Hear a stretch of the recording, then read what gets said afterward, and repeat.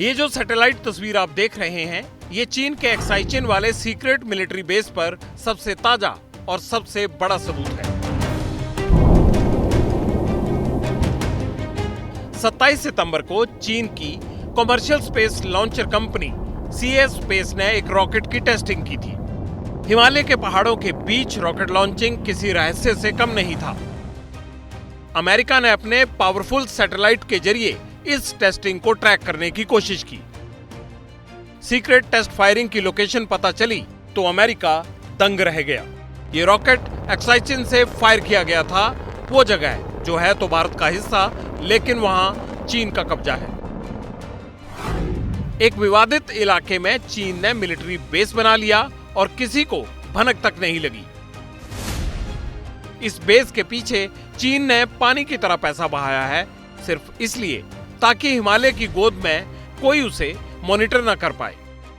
ऐसा कुछ अगर चाइना वहां कर रहा है तो लॉन्च पैड कम और कुछ और मकसद उसके ज्यादा दिख रहे हैं। तो खासकर यह जो मुद्दा है, ये स्पेस एक्सप्लोरेशन या स्पेस रिसर्च या रॉकेट लॉन्च फैसिलिटी, इससे बिल्कुल हटकर है। ये एक ऊपरी कवर है, आवरण है, लेकिन इसके नीचे जरूर से कुछ ना कुछ अलग ही चीजें निकलेंगी। 27 सितंबर की टेस्टिंग को चीन ने इतने गोपनीय तरीके से अंजाम दिया कि ट्रैक करने में अमेरिका को भी कई दिन लग गए। आमतौर पर किसी भी देश की रॉकेट लॉन्चिंग साइट्स समंदर के करीब होती हैं, लेकिन चीन ने तो हिमालय की पहाड़ियों के बीच ही एक सीक्रेट लॉन्चिंग साइट और मिलिट्री बेस बना लिया। भारत के लिए ये फैक्ट बेहद अलार्मिंग है।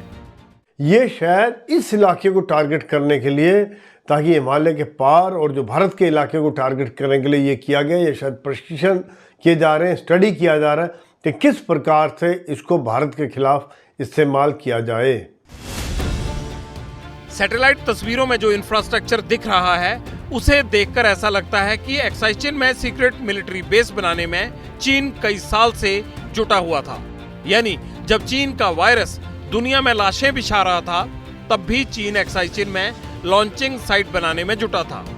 ध्यान देने वाली बात यह है कि कोरोना काल में ही गलवान की झड़प हुई थी।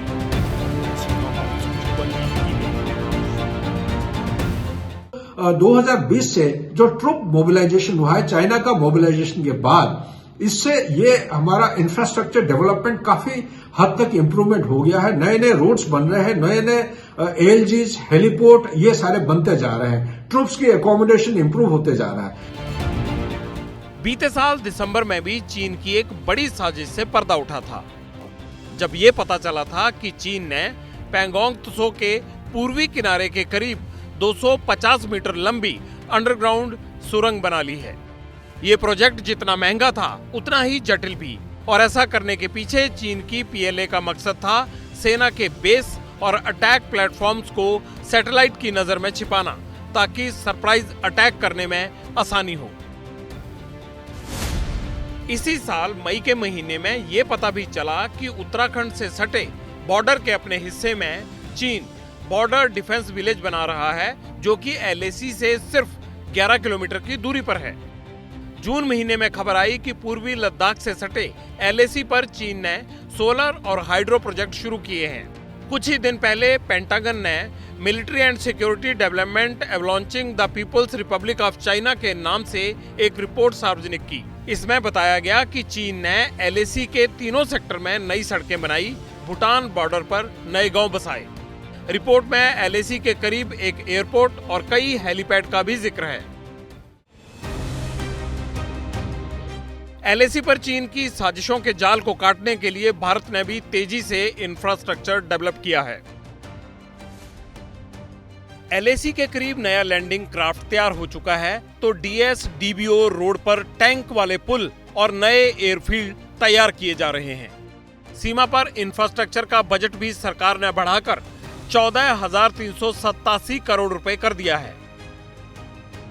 भारतीय सेना से जुड़े सूत्र मानते हैं कि बॉर्डर इंफ्रास्ट्रक्चर में चीन को सिर्फ 2 से 3 साल में भारत मात दे देगा। चीन को यह बात चुभ रही है कि LAC से सिर्फ 50 किलोमीटर दूर 13,000 फीट ऊंचाई पर भारत सबसे ऊंचा एयरफील्ड बना रहा है।